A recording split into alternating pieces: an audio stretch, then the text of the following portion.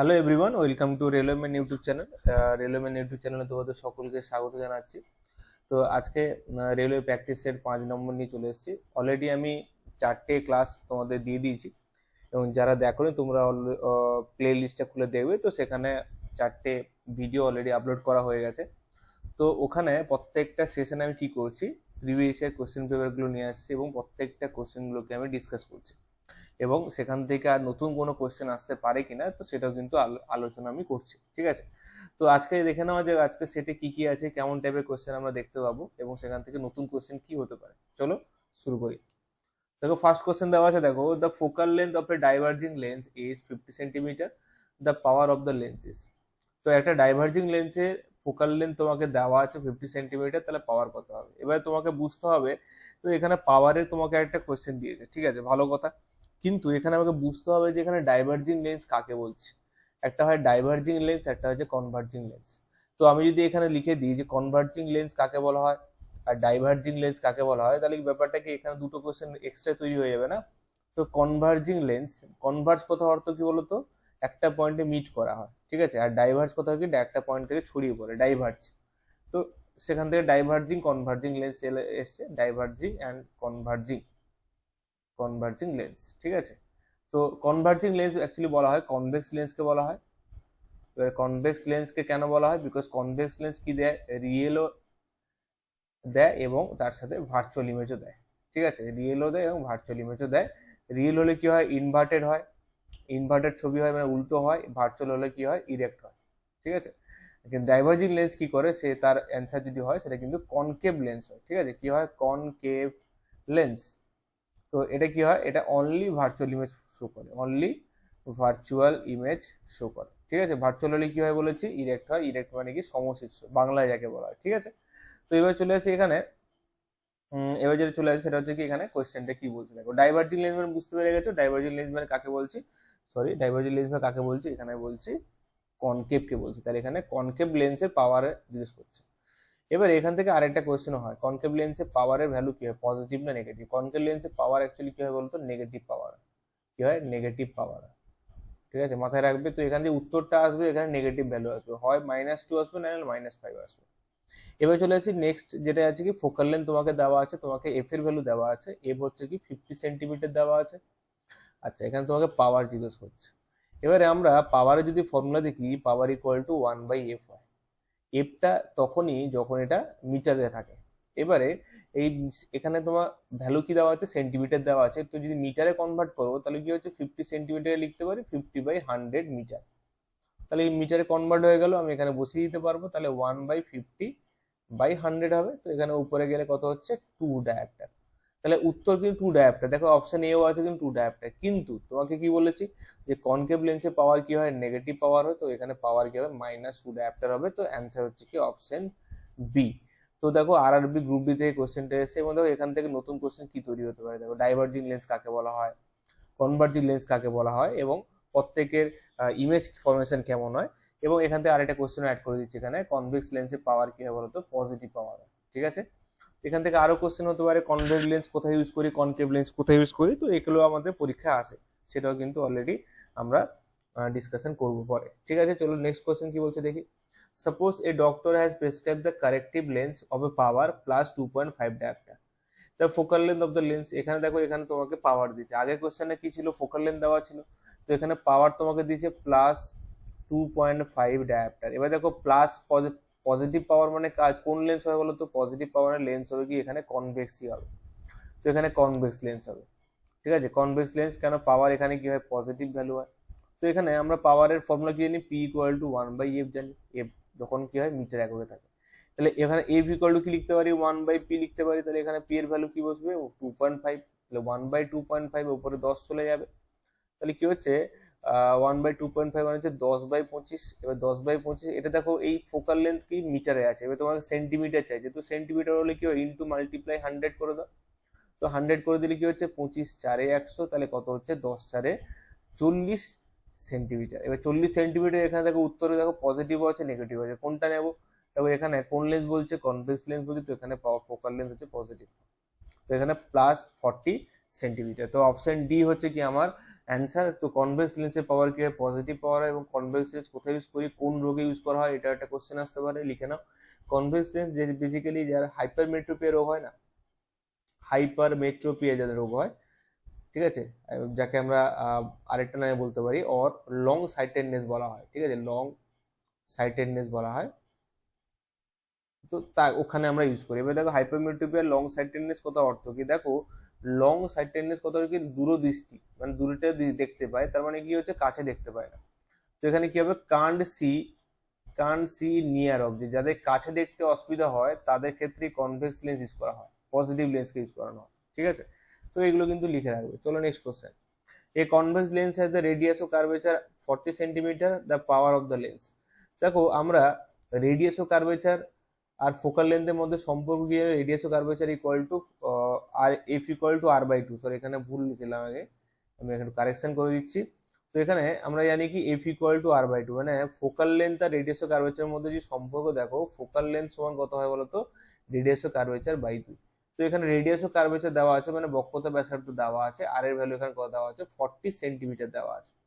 তাহলে focal length কত হয়, 40/2, 40 বাই যদি 2 ধরি তাহলে কত হচ্ছে এখানে 20 সেন্টিমিটার। দেখো 20 সেন্টিমিটার ইকুয়াল টু কত মিটার, তাহলে কি লিখবো 20/100 মিটার। কেন, আমরা পাওয়ারের যে ফর্মুলা কি জানি, পাওয়ার ইকুয়াল টু 1/f, যদি এটা মিটার একভাবে থাকে, তাহলে আমরা মিটারে বের করে নিচ্ছি ফোকাল লেন্থ, তাহলে কি হচ্ছে 1/20/100, তাহলে 20/100 মানে 100/20, 100/20 মানে কত হচ্ছে 5 ডায়াপ্টার। আর ডায়াপ্টার হচ্ছে কি তার ইউনিট, এবং কোন হচ্ছে কনভেক্স লেন্স বলছে, তো কনভেক্স লেন্সের পাওয়ার কি হয়, পজিটিভ পাওয়ার হয়, তো এখানে প্লাস করে দাও, তাহলে +5 ডায়াপ্টার, এখানে কি হতে হবে, এখানে উত্তর হচ্ছে +5 ডায়াপ্টার। এখানে এ আর ডি, এখানে ধরো এটাকে মাইনাস দিয়ে ধরে নাও, তো অপশন কিন্তু এমন থাকবে, প্লাসও থাকবে মাইনাসও থাকবে, ঠিক আছে। দেখো কোন পরীক্ষা এসে আরআরবি গ্রুপ দিতে এসছে, ঠিক আছে। তো যাই হোক, চলে আসি নেক্সট কোশ্চেন, আশা করছি বুঝতে পারছো সেশনটা। চলো নেক্সট কোশ্চেন বলছে absolute refractive index of a diamond, ঠিক আছে। অ্যাবসলিউট রিফ্র্যাক্টিভ ইন্ডেক্স হচ্ছে কি, যদি আমরা দেখি রিফ্র্যাক্টিভ ইন্ডেক্স থেকে কি কোশ্চেন আসতে পারে, রিফ্র্যাক্টিভ ইন্ডেক্স এটা একটা ইউনিটলেস অ্যান্ড ডাইমেনশনলেস, ঠিক আছে, এটা একটা কোয়ান্টিটি। এবার রিফ্র্যাক্টিভ ইন্ডেক্স হচ্ছে কি বলতো, একটা কনস্ট্যান্ট ভ্যালু, ঠিক আছে, এটা একটা কনস্ট্যান্ট ভ্যালু। এই ভ্যালুটা কি বলতো, প্রত্যেকটা কোয়ান্টিটির এক্সপেক্ট চেঞ্জ হয়, যেমন ডায়মন্ডের ক্ষেত্রে যেমন 2.4 হয়, ঠিক আছে। তো ডায়মন্ডের 2.4, ঠিক তেমনি রিফ্র্যাক্টিভ ইন্ডেক্স যাকে আমরা মিউ ধরে নিই, এই রিফ্র্যাক্টিভ ইন্ডেক্স হচ্ছে কি বলতো, এখানে আমরা ইকুয়েশন যদি লিখি sine I by sine R, refractive ইন্ডেক্সের ভ্যালু বলছি, অ্যাবসলিউটের কথা বলছি না। রিফ্র্যাক্টিভ ইন্ডেক্স আর রিফ্র্যাক্টিভ ইন্ডেক্সের একটা কনসেপ্ট, একটা রিলেটেড ব্যাপার আছে। অ্যাবসলিউট রিফ্র্যাক্টিভ ইন্ডেক্সের ভ্যালু হচ্ছে মিউ ইকুয়াল টু কি বলতো, সি বাই ভি হয়, ঠিক আছে, সি বাই ভি হয়, এটা মিউ এর ভ্যালু, হ্যাঁ, mu equal to C by V. What is C, C হচ্ছে কি velocity of light in vacuum medium, তাহলে কি লিখবে, velocity of light in vacuum, and v হচ্ছে কি velocity of light in any medium, তো প্রত্যেকটা মিডিয়ামের সাপেক্ষে মিউ এর মান কিন্তু চেঞ্জ হয়। এবার অ্যাবসলিউট রিফ্র্যাক্টিভ ইন্ডেক্সের মান কিন্তু মিউ অলওয়েজ কি হয়, গ্রেটার দেন 1 হয়, এটা কিন্তু পরীক্ষায় আসে, এটা মাথায় রাখবে। অ্যাবসলিউট রিফ্র্যাক্টিভ ইন্ডেক্সের মান অলওয়েজ গ্রেটার দেন 1 হয়, এটা কিন্তু আমাদের পরীক্ষায় প্রশ্ন এসেছে, ঠিক আছে। তো এখানে প্রত্যেকটা ভ্যালু কিন্তু আলাদা হয়, কনস্ট্যান্ট ভ্যালু হয়, এবং যেমন ধরে আমি লিখে দিচ্ছি মিউ ইকুয়াল টু 1, সেটা আমরা এয়ারের এক্সপেক্ট ধরতে পারি। মিউ ইকুয়াল টু 1.33 হয়, যেটা ওয়াটার এক্সপেক্টে হয়। যদি 1.31 ধরি, এটা আগে লেখা উচিত ছিল, সেটা কিন্তু আইস ধরবে। যেমন ধরো 1.54 সামথিং হয়, তো এটা কি হয়েছে, তুমি গ্লাস ধরতে পারো, ঠিক আছে। তোমার দেখো ডায়মন্ড 2.4 আছে, তো ডায়মন্ড 2.4 হবে। তো এদের প্রত্যেকের ভ্যালু কিন্তু চেঞ্জ হয়, কিন্তু এই ডায়মন্ডের কোশ্চেন কিন্তু পরীক্ষায় অনেকবার এসছে, শুধু আরআরবি গ্রুপ ডি বলে কথা নয়, যে কোনো পরীক্ষায় দেখবে এই কোশ্চেনটা এসছে, ঠিক আছে।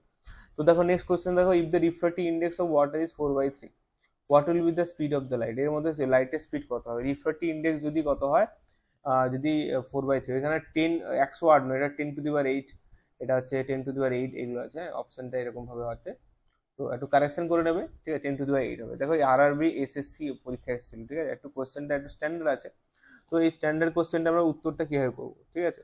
তোমাকে রিফ্র্যাক্টিভ ইন্ডেক্স বলে দেওয়া আছে, রিফ্র্যাক্টিভ ইন্ডেক্স বলে দেওয়া যদি আছে, তাহলে এখানে স্পিড অফ দ্য লাইট কত হবে। তো আমি কিছুক্ষণ আগে একটা মিউ এর একটা ফর্মুলা পড়লাম না, যে মিউ ইকুয়াল টু কি জানি বলো তো, mu equal to C by V জানি, কি জানি, mu equal to C by V জানি। এবার দেখো ওয়াটার রিফ্র্যাক্টিভ ইন্ডেক্স তোমার কি দেওয়া আছে, 4/3 দেওয়া আছে, তো এখানে মিউ এর জায়গায় কি লিখবো, 4/3 লিখবো, ঠিক আছে, ইকুয়াল টু সি মানে কি লাইটের স্পিড, এবার লাইটের স্পিড মানে কত জানি আমরা, লাইটের স্পিড জানি আমরা sir 3 × 10⁻⁸ metre per second by V মানে কি এখানে কার স্পিড চাইছে, জলের স্পিড চাইছে, তো জলের জায়গায় এখানে ভি লিখে দেবো। তাহলে কি হবে, এখান থেকে ভি বের করবো, ভি ইকুয়াল টু কি হবে 3 3 9 9 × 10⁻⁸ ডিভাইডেড বাই 4। তো 9/4 কত হচ্ছে 2.25 হবে, 2.25 × 10⁸ মিটার পার সেকেন্ড। তো এই টাইপের কোয়েশ্চেন আমরা এরকম ভাবে করবো, যে ফর্মুলাটা আমি এক্ষুনি করালাম সেই ফর্মুলা দিয়ে দেখো আমরা উত্তরটা করতে পারলাম। ঠিক আছে, আরআরবি এসএসসি থেকে কোয়েশ্চেনটা এসেছিল। ঠিক আছে, তো চলো আমাদের নেক্সট কোয়েশ্চেন কি বলছে দেখে নিই। The frequency of a sound wave is 50 hertz. তো সাউন্ডের ফ্রিকোয়েন্সি হচ্ছে 50 হার্টজ। তো এখানে ফ্রিকোয়েন্সি মানে এফ এর ভ্যালু দেওয়া আছে 50 হার্টজ। ওকে, এখানে ফ্রিকোয়েন্সিকে এফ ধরতে পারো, অনেক বইতে এন ধরা আছে, কোনো অসুবিধা কিছু নেই। ওয়েভ লেন্থ দেওয়া আছে 4 মিটার, তাহলে ওয়েভ লেন্থকে ল্যামডা ধরা হয়, ল্যামডা ইকুয়াল টু 4 মিটার দেওয়া হয়। তো যে স্পিড অফ দ্য সাউন্ড কত হবে, তো সাউন্ডের স্পিড কত হবে, তার মানে কি ভি এর ভ্যালু কত হবে। তো আমরা একটা ইকুয়েশন পড়েছিলাম V equal two N into lambda. দেখো এই কোয়েশ্চেনটা দেখো আরআরবি জেইতে এসছে, মানে বুঝতে পারছো কোয়েশ্চেনের স্ট্যান্ডার্ড কেমন।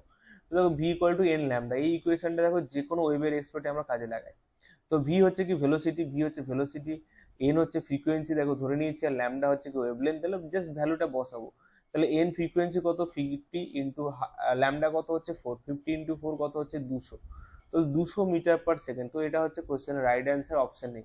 খুব সহজ একটা কোয়েশ্চেন ছিল। ঠিক আছে, ইকুয়েশনটা আমাদের জানাটা খুব দরকার ছিল, V equal two N lambda. ঠিক আছে, চলো নেক্সট কোয়েশ্চেন।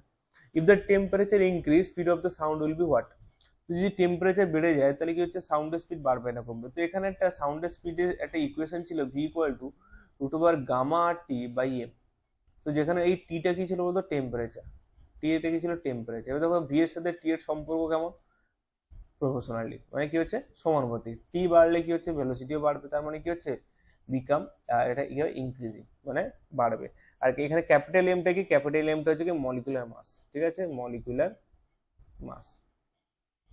আর গামা আর হচ্ছে কি কনস্ট্যান্ট একটা ভ্যালু। তো ভেলোসিটির সাথে টেম্পারেচার কিংবা মলিকুলার মাসের সম্পর্ক হচ্ছে কিন্তু ব্যস্তানুপাতিক। এটা কিন্তু তোমাদের পরীক্ষায় খুব গুরুত্বপূর্ণ। ঠিক আছে, এখান থেকে অঙ্ক তোমাদের পরীক্ষা দেয়। আর এর এই যে টেম্পারেচার এটা কোন স্কেলে বলা হয়, এটা কিন্তু কেলভিন স্কেলে, হ্যাঁ মাথায় রাখবে, কোন স্কেলে, কেলভিন স্কেলে। ওকে, চলো নেক্সট কোশ্চেন। বাবা রে বাবা, তো দেখো একটা কোয়েশ্চেন দেখো কতগুলো শিফট এসে, দেখো একটা কোয়েশ্চেন, এই সামান্য একটা কোয়েশ্চেন দেখো কতগুলো শিফট। আরআরবি গ্রুপ ডিতে দেখো 18 সালে দেখো শিফট 1 শিফট 2 তে এসছে, গ্রুপ ডিতে দেখো শিফট 1 এসছে, তো কতগুলো আরআরবি জেইতে এসছে, এলপিতে এসছে, টেকনিশিয়ান এসছে, বাবা। তো দেখো কোয়েশ্চেনে কি দেখে নি, what is the approximate range of the sound for the human. মানুষের ক্ষেত্রে কোন রেঞ্জটা হচ্ছে কি যেটা অডিবল। দেখো আমরা তিনটে রেঞ্জের সাউন্ড শুনতে পাই, একটা হচ্ছে সাউন্ড থাকে, একটা হচ্ছে অডিবল থাকে, ঠিক আছে যেটা আমাদের কোয়েশ্চেন এসছে, একটা থাকে ইনফ্রাসোনিক থাকে, ইনফ্রাসোনিক থাকে, আর একটা থাকে আমার আল্ট্রাসোনিক, আল্ট্রাসোনিক। ঠিক আছে, ওকে। তো এবার দেখো আমি প্রত্যেক রেঞ্জে আমি ভ্যালুটা লিখে দিচ্ছি, তোমরা কিন্তু লিখে রাখবে। যখনই 20 থেকে 20,000 হার্জ হবে, 20 থেকে কত হবে 20,000 হার্জ হবে, তখন এটা অডিবল হয়। যখনই 20 হার্জের থেকে কম হয়ে যাবে, মানে লেস দেন 20 হার্জ হয়, তখন কি হয় ইনফ্রাসোনিক হয়। যখন greater than 20,000 hertz, greater than 20,000 hertz, মানে 20,000-এর যখন বেশি হার্জ হবে তখন কি হবে আল্ট্রাসোনিক হয়। তো এখানে আমার অপশন কি আছে, 20 থেকে 20,000 হার্জ কোথায় আছে দেখে নেবো।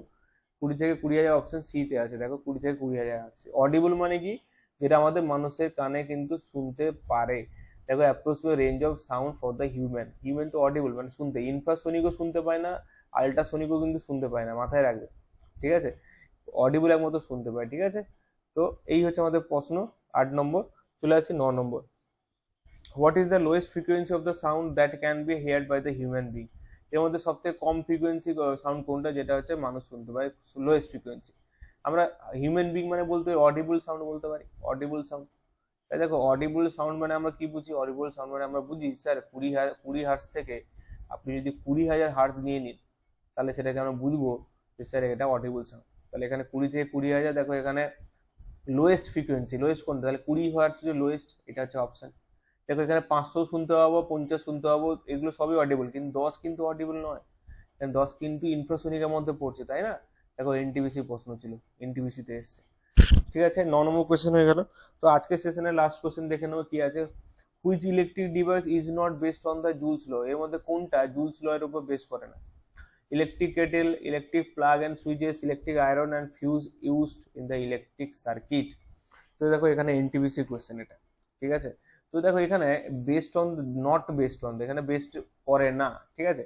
তো দেখো জুলস ল কি বলছে, হিটের এক্সপেক্টে বলে জুলস ল।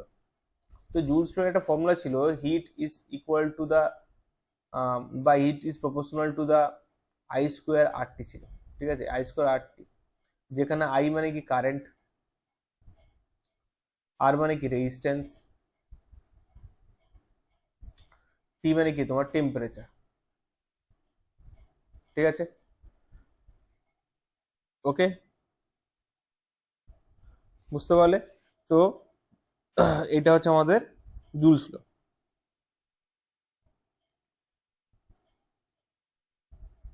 তো জুলস ল অফ হিটিং এর যদি ফর্মুলা দেখো, তাহলে আমরা টি সরি টেম্পারেচার না, এখানে টেম্পারেচার কি ওইখানে ভুল লিখে ফেললাম, টি ফর এখানে টাইম হবে, কত টাইমে আমার কারেন্টটা ফ্লো হচ্ছে তার এক্সপেক্টে বোঝানো হয়, সরি এখানে কি হয়েছে, এখানে আমার টাইম হবে। তো দেখো এখানে, তো এখানে দেখো কিছু ডিভাইস এমন থাকে, কিছু ইলেকট্রিক ডিভাইস এমন থাকে যেগুলো কি হয় বলো, যেগুলো আমাদের হিট দিতে হয়, এবং হিট দিলে কি হচ্ছে, সেটা কারেন্ট জেনারেট হচ্ছে, মানে কারেন্টটা প্রডিউস হচ্ছে। যেমন ধরো হিটার, ইলেকট্রিক কেটেল, হিটার, এগুলো সব কি হয়, আমরা কি করি, আমরা প্লাগে সুইচটা দিই, সুইচটা অন করি, তারপর দেখবো সেখান থেকে আমরা হিট পাই, তাই না? তো এই যে হিটটা পাচ্ছি কি হবে, হিটটা পাচ্ছি কিন্তু যখন আমরা সাপ্লাই দিচ্ছি, তো সেখানে কারেন্ট থাকবে, মানে ইলেকট্রিক কারেন্ট মানে কি তড়িৎ প্রবাহ থাকবে, রেজিস্ট্যান্স মানে কারেন্টকে রোধ করার জন্য থাকবে, এবং কতটা টাইমের মধ্যে কারেন্টটা ফ্লো হচ্ছে সেটা থাকবে।